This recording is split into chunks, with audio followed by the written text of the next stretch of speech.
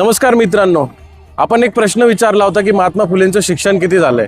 होय, महात्मा फुलेंचं शिक्षण 7वी पर्यंत झालंय.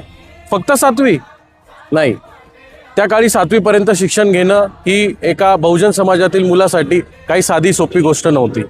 प्रचंड अंधश्रद्धेचा पगडा त्या ठिकाणी समाजावर होता. कर्मठ व विषमतावादी लोकांचा बोलबाला होता आणि या अन्यायकारक व्यवस्थेला खरीखुरी पाचर ठोकण्याचं काम महात्मा ज्योतिबा फुलेंनी केलं.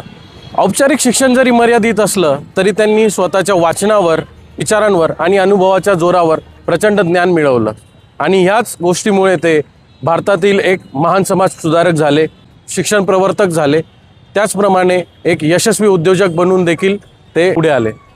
म्हणून आपण किती शिक्षण घेतलं हे महत्त्वाचं नसून त्या शिक्षणाचा उपयोग आपण समाजासाठी किती करतो आहे हे मित्रांनो महत्त्वाचं आहे. जय ज्योती.